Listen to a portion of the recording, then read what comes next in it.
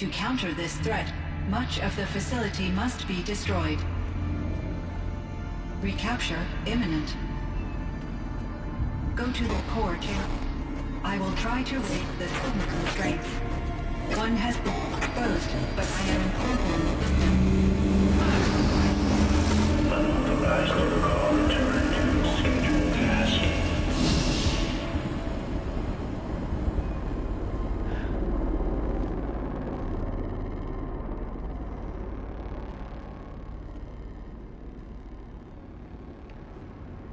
That's all we're gonna get from here.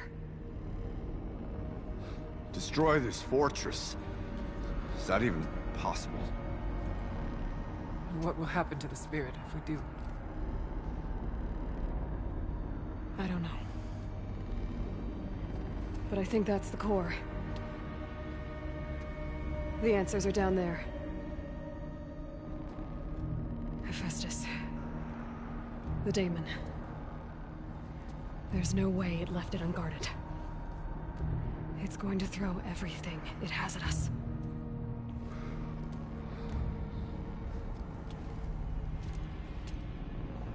I would ask you to let Aloy and I do what must be done. And save yourself. But I already know the answer.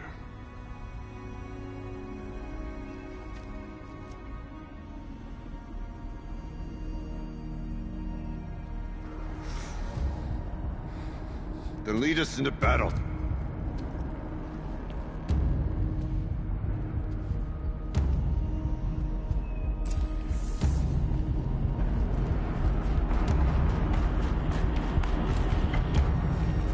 Keep moving towards the core.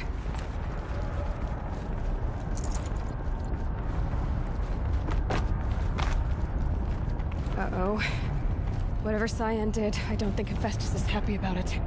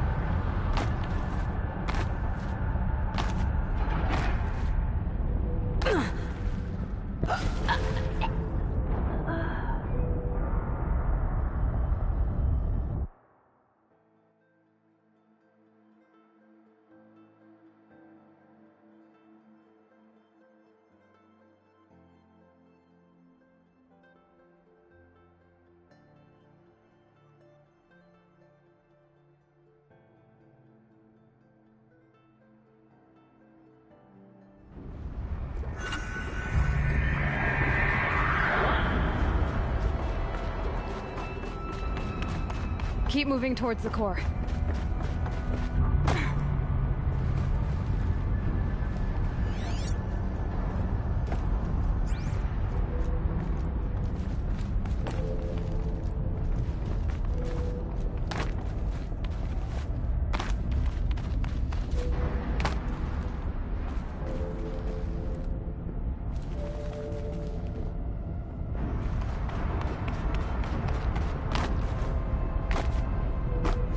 Uh-oh.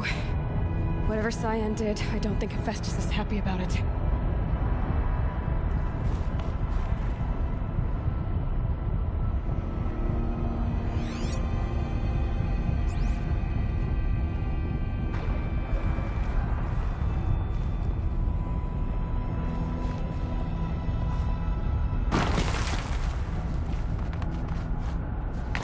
Okay, Cyan said something about restraints.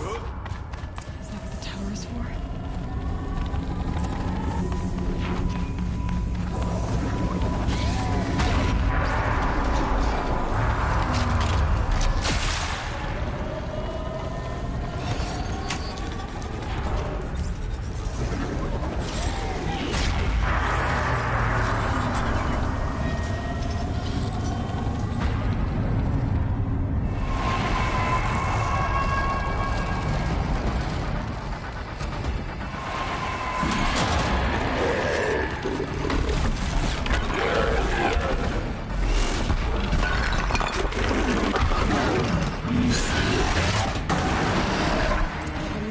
that Cyan warned us about. This won't be easy.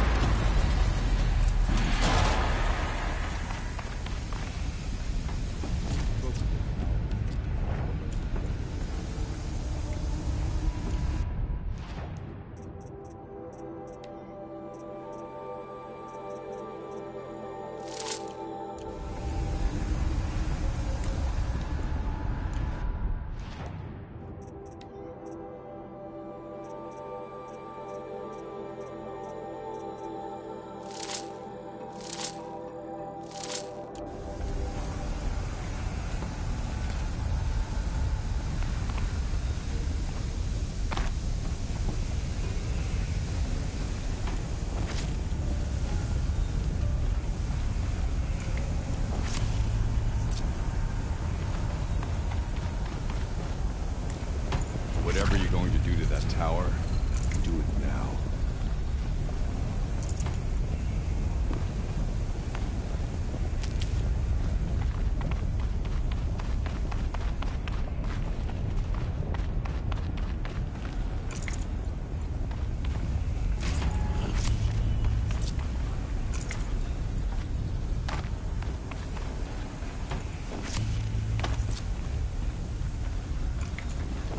It must be as you say.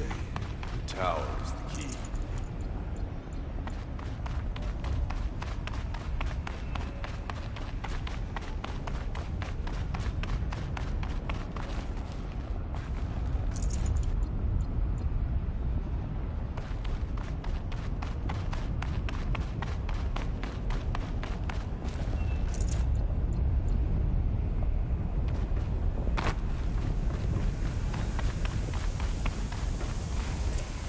Critical threat detected. Autonomous defenses inoperative. Running our network.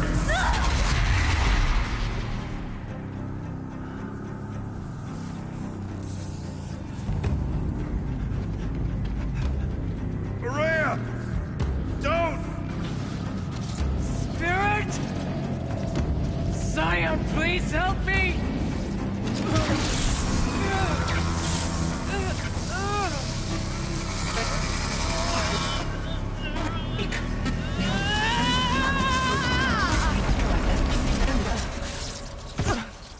Restraints destroyed. Core access attained. I am initiating a chain reaction that will destroy the compromised elements of this facility. In order to maintain Caldera stabilization, I must now transfer my command functions to the auxiliary data center.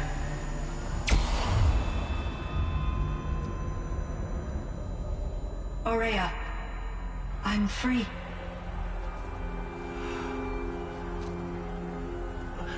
You must escape.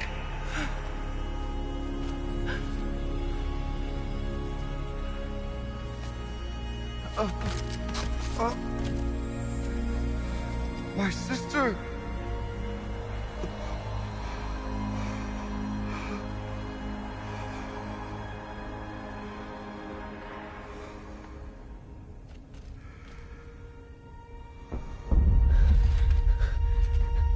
This entire place is gonna go.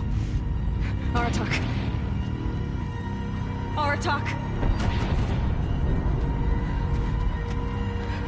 Aratak. Survive. Prevail. You are Banuk. What else matters?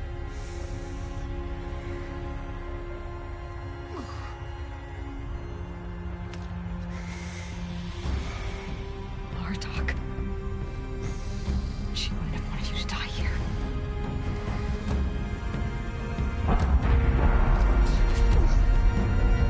Let's go.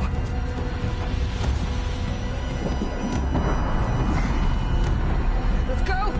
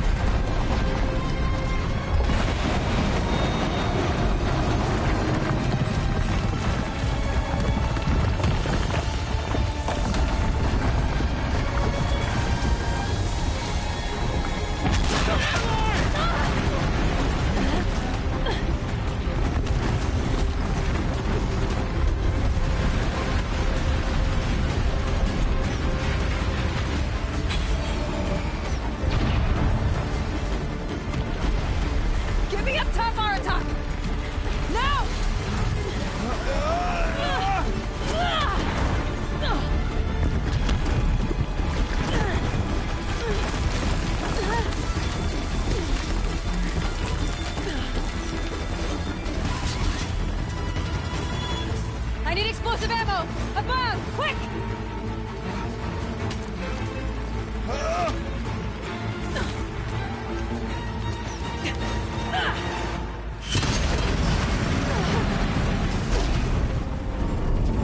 Great Manukai!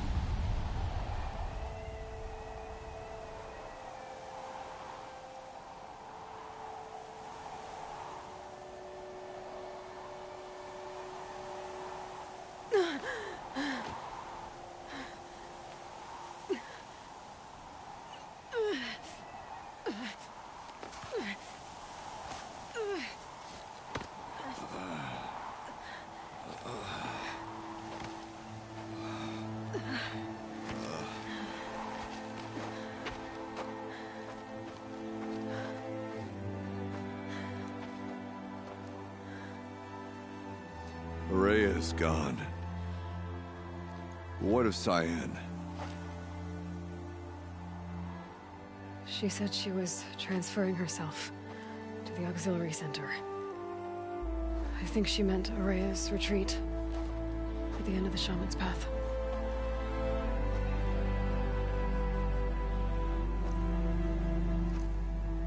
Then I will meet you there for the last verse of my sister's song.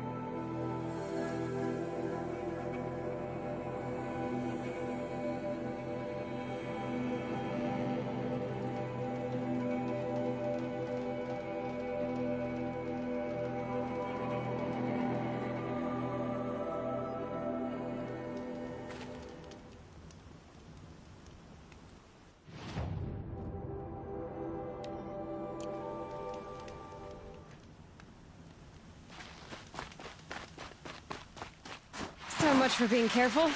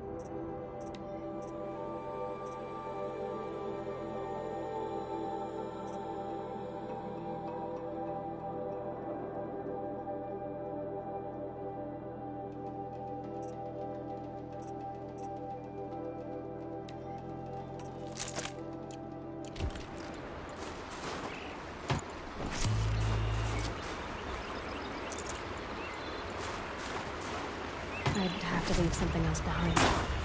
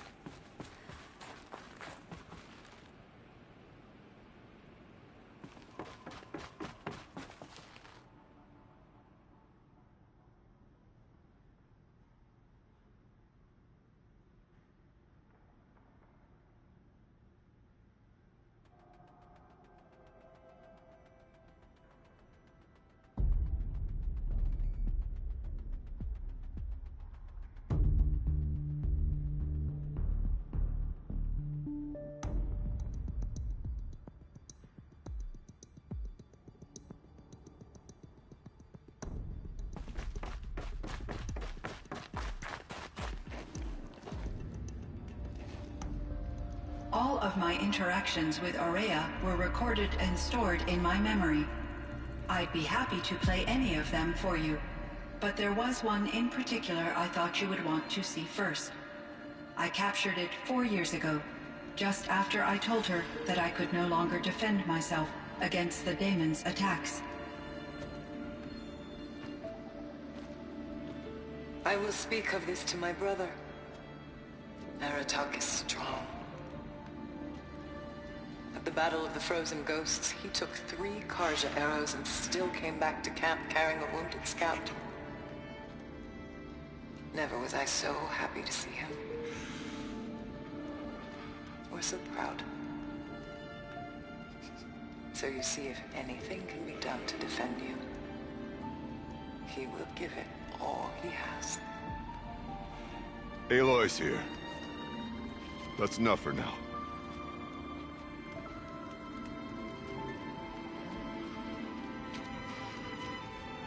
We can resume any time you like, Aratak, if you want to hear her voice again.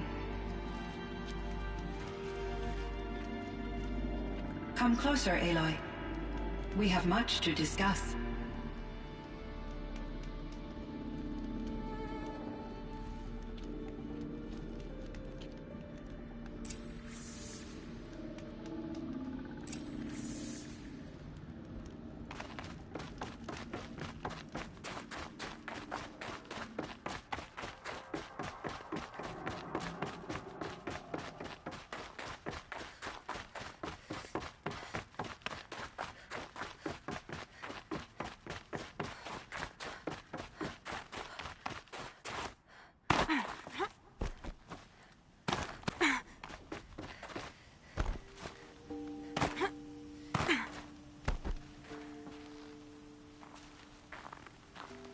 My chieftain, Just... Aloy. as you wish. I wondered if you thought... that if I'd never come along, Aurea might still... If you'd never come along, I would have marched my kin to our deaths. Aurea would be alone, and the spirit she sacrificed so much for would be lost. Either way, I would not have been able to protect her.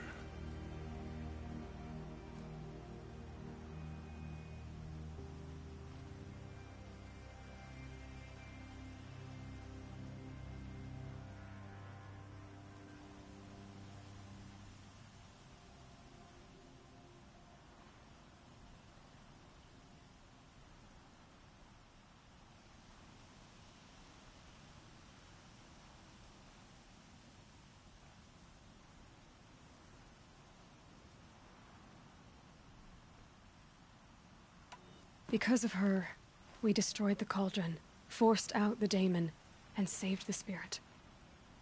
She understood what had to be done. Yes, and I failed to listen. You didn't fail. A shaman should always have the ear of their chieftain. Yet I turned her away, my own sister. I was foolish, but she knew better. Though I grieve for her passing, at last I truly know who she was, and why the spirit was so important. For so long she told me, if only you could have heard it, brother. Now I understand. There's something else, isn't there? I can't stay here, Aratak. And where I'm going, the Warrak can't follow. Besides, we'd already had a chieftain before me. A strong one, I think.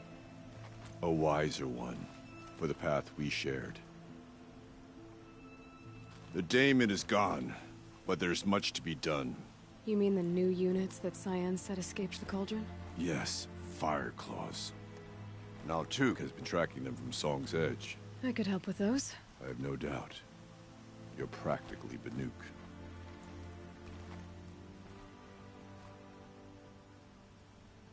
Time to talk to Cyan.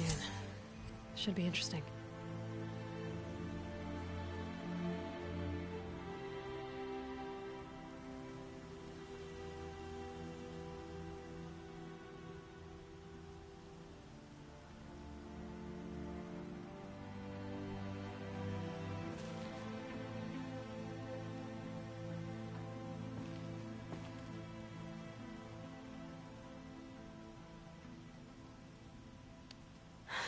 chill almost feels like sunburn.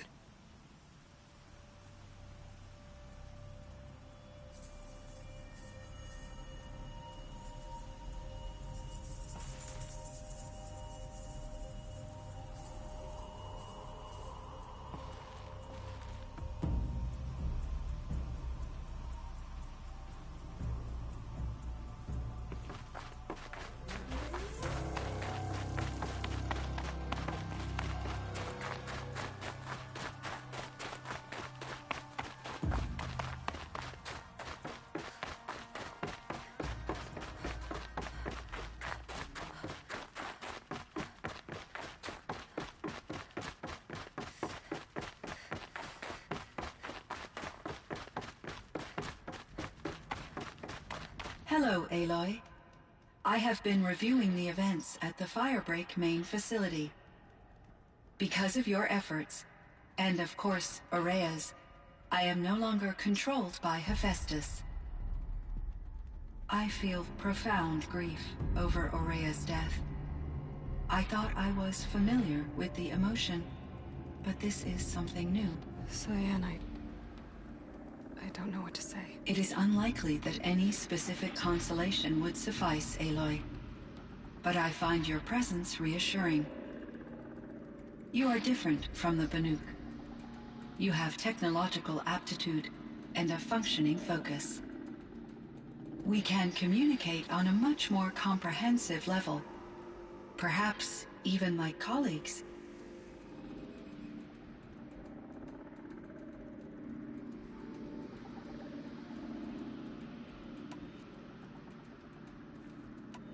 So in the old world, this land was called Yellowstone. Yes, it was a designated nature preserve for 156 years. Like a hunting ground? No, the opposite. Local wildlife could flourish here, even as it faced extinction elsewhere. Unfortunately, the sensitivity of the Firebreak project required the total closure of Yellowstone facilities.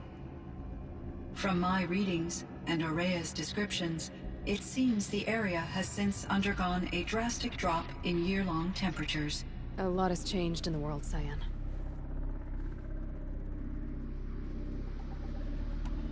Do you know anything about the dam near here? Yes, it was converted to serve as a reserve power source for Yellowstone operations.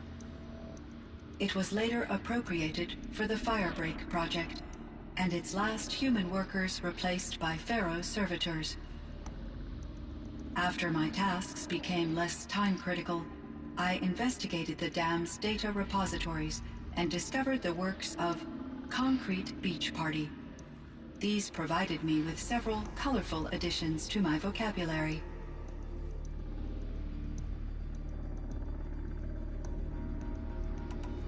There's a ruin east of here, full of ancient flying machines. Was that part of your project? Yes, a drone hangar requisitioned by Dodger Blevins, the security chief for the Firebreak project. He was a strong advocate for military-grade response to security threats, though there were no serious incidents during his tenure. Chief Blevins spent increasing amounts of his after-hours time watching the live feeds from active drones. Clearly, he enjoyed the degree of oversight in his position.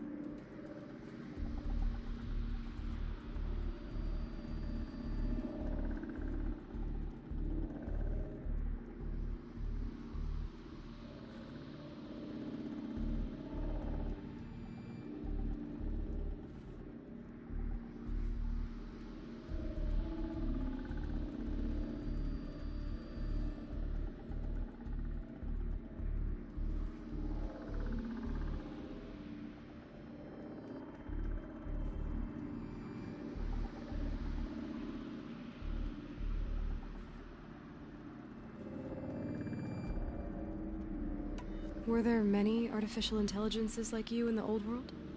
They could just make you? Yes, in many forms, from simple personal assistants to industrial monitoring stations to military-grade conflict planners. And there were legislative and enforcement bodies to apply limits on our self-actualization. In order for my processing to be flexible enough to handle my duties, my creators found it necessary to exceed those limits. As a result, my intellectual and emotional capabilities were kept secret. Seems strange to create life, then impose limits on it. Human societies and machine programming are both built upon sets of rules, Aloy.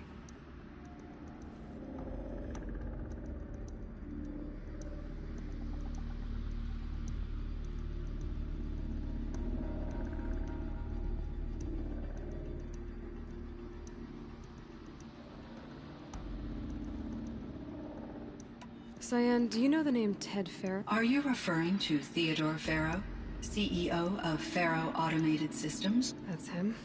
Mr. Farrow was the benefactor of the entire Firebreak project. A benefactor. But he made machines. Robots. War robots. Correct. His corporation later transitioned into military applications. But before this pivot, Mr. Farrow spearheaded initiatives that reversed the global decline. At one point, he was feted in the media as the man who saved the planet.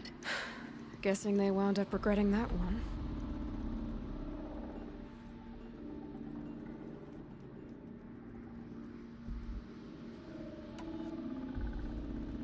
And Elizabeth Sobek. Did you know her? Are you referring to the scientist. Dr. Sobek was a leader in her field. One of the greatest scientists of her age. My creator was influenced by her work, which in turn impacted my own development. But I never met Dr. Sobek. That's all you know? I apologize if my lack of data has disappointed you.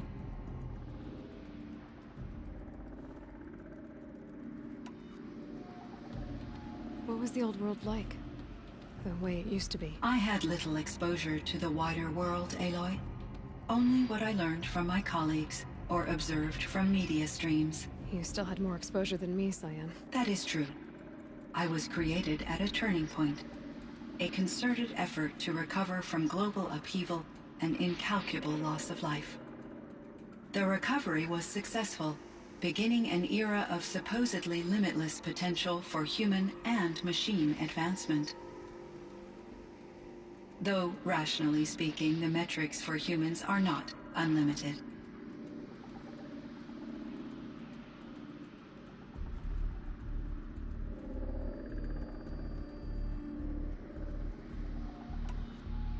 What kind of upheaval caused such loss of life? There were many factors. Forced migrations, food shortages, collapsed economies, refugee crises, conflict over resources. But these stemmed from one cause: catastrophic climate change that greatly reduced the habitable surface area of the Earth. So there wasn't enough room for people on the whole Earth? Yes. Billions were displaced and millions perished, as much as 20% of the global population. Until the clawback.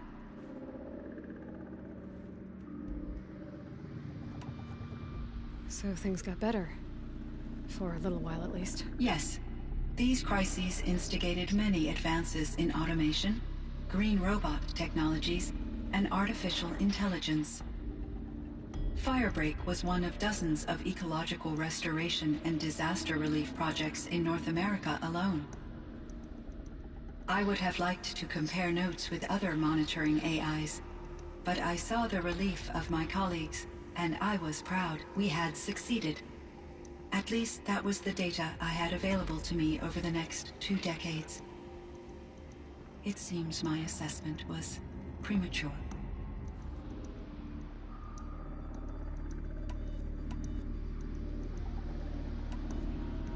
So are you an artificial intelligence, Cyan?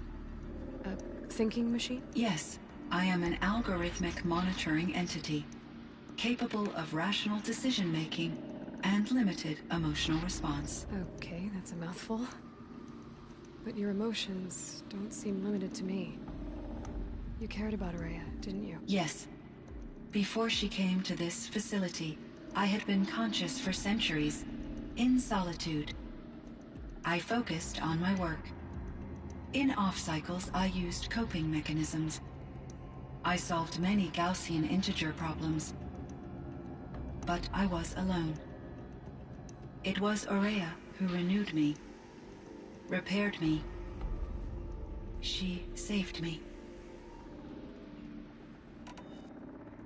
This Firebreak project, it was to stop a huge volcanic eruption? Yes. I can report the project was a success, and the risk was countered. But it's been a long time, Cyan.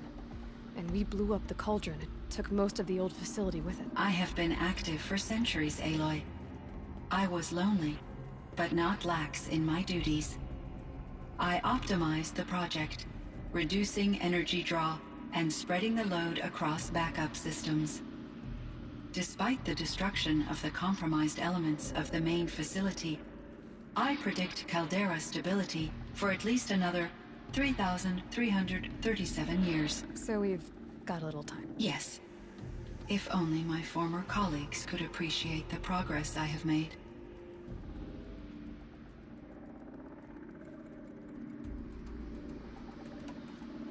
Do you know what happened to your colleagues, Cyan? No.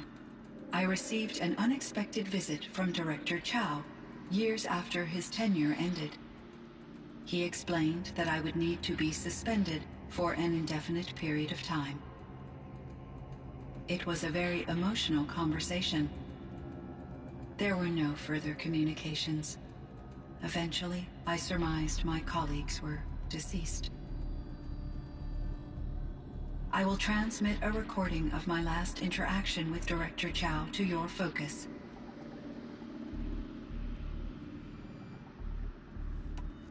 Was the daemon, Hephaestus, destroyed along with the cauldron? Unfortunately, no. To be precise, it was never there to begin with. What do you mean? It infiltrated and controlled me from a remote location, one I've never been able to trace. So while losing the cauldron was a setback... It's still out there. And probably not very happy with us. Undoubtedly.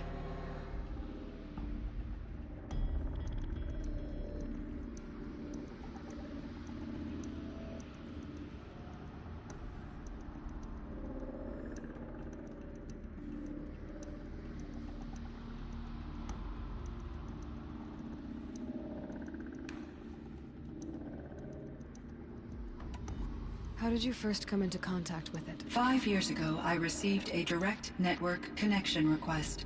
I assumed it came from human survivors more advanced than the Banuk. Eager to make contact, I accepted.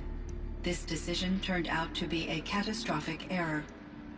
I was flooded with an overwhelming array of malicious code, originating from what could only have been a highly advanced AI. Araya said you were desperate.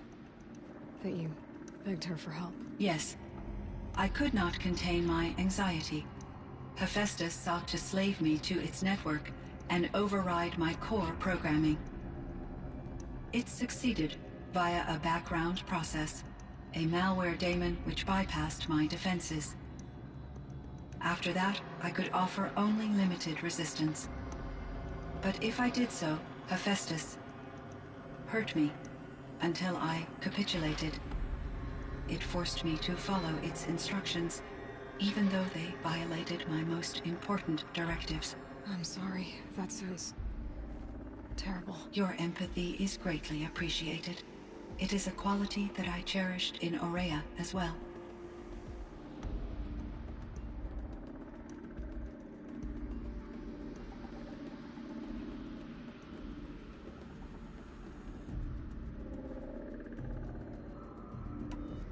I think I know where Hephaestus came from. Long ago, Elizabeth Sobek identified a threat that would destroy life on Earth for generations. So she assembled a team to build a kind of seed. A chance for life to regrow later. A terraforming system. And it worked.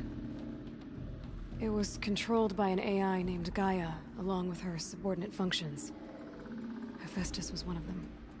It built machines for her. Based on what you've told me, I believe that Dr. Anita Sandoval, my chief programmer, joined Elizabeth Sobek's team.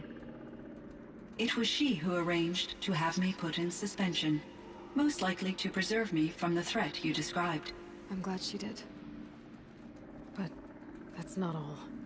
Something unexpected happened. 19 years ago, Gaia received some kind of signal. It did something to her subordinate functions, brought them to life. She destroyed herself to try to contain them, but it didn't work. They all got free, out into the world. Thank you, Aloy. This information fills vital gaps in my knowledge, and sheds light on Hephaestus's core programming.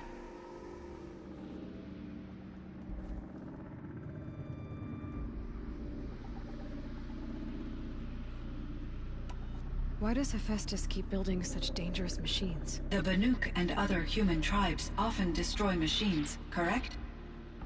Machines that are clearly servitors of the terraforming system that you described. Yes, we all hunt machines for parts. This must be the source of Hephaestus's aggression.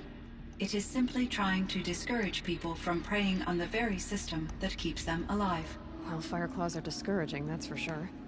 But what are we supposed to do? Stop hunting? If the terraforming system spans the world, we can safely assume that thousands, if not millions of people hunt machines.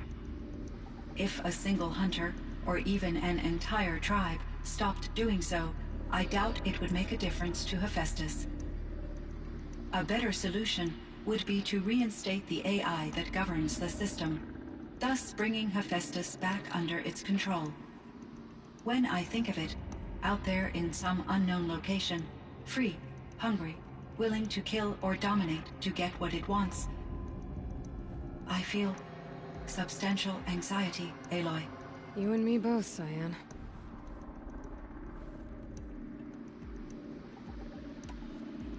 I ran across this strange piece of gear. A fragment of something larger. It emitted a signal. All the nearby machines became peaceful. You could walk right up to them. Interesting. You said that Gaia destroyed herself. How was this accomplished? An explosion. Big enough to blast the top off a mountain. So, you think the fragment was part of her? It's only speculation, but it is possible. She must have had complete control over machines that were part of her system. The ability to signal them to become passive or aggressive would certainly have been part of her programming. It would have been gratifying to correspond with such a benevolent AI. I wish she had survived. Believe me, Cyan. So do I.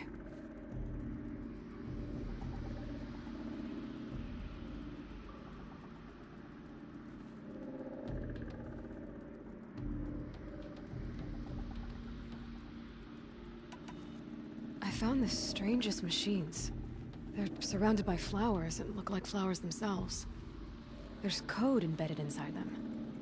I think it's poetry. I like poetry. Here's one I think of often. Twilight and evening bell, and after that the dark, and may there be no sadness of farewell when I embark. For though from out our bourne of time and place, the flood may bear me far, I hope to see my pilot face to face when I have crossed the bar. Huh. But you asked about these flowers, not verses that I enjoy. Something must have made these machines, and the presence of foliage leads me to consider the terraforming system. Is it possible that their creator is one of the other subroutines, now autonomous, like Hephaestus? Maybe one whose purview is flora. An AI that makes flowers instead of death machines. That'd be a nice change of pace. But what about the poems? Unless the poetry is original, the only way it could have made it into such a system is through its programmer. In my case, Dr. Sandoval uploaded a great deal of literature to test my emotional responses. How'd you do? She said I passed, but was insufficiently moved by her favorite period romances.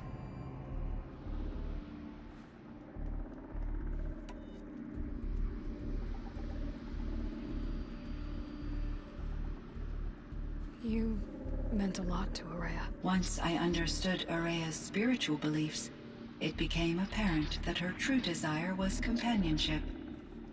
She felt disconnected from her tribe and her family group. Her relationship with Aratak was difficult. Our visits seemed to help her, and I became eager for them. Yet I did not comprehend that the depth of Araya's compassion for me would lead to self-sacrifice. Although I do fear non-existence, I wish our roles could be reversed. I'm sure she knew you would do the same for her, Cyan. But she was determined.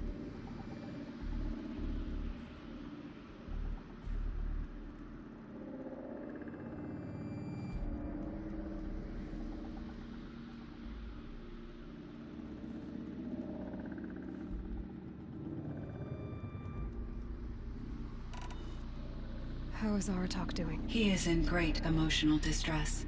I believe he finds it difficult to communicate it. No surprise there. I will do what I can to help. By sharing our experiences of Araya, perhaps he and I will help each other. I believe this will lead to catharsis, a process I am eager to experience.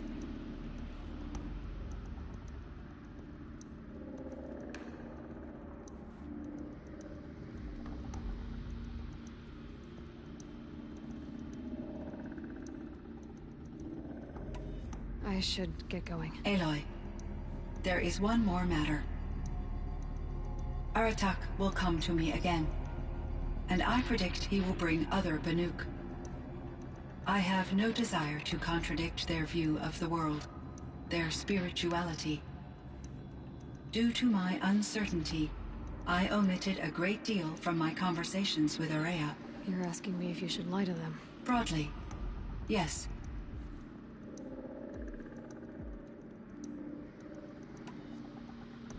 I trust your judgment, Cyan. You were cautious with Araya. You had to be. You didn't know what had happened to the world. So, keep doing what you think is best. As long as you ditch the superstition eventually. As the Banuk believe I am a supernatural entity, I cannot predict how they will react. Just answer what they do ask the best you can.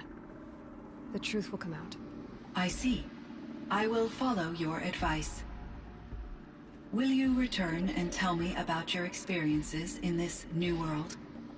I may be able to provide further insight. I'd like that, Cyan. I'll come back when I can.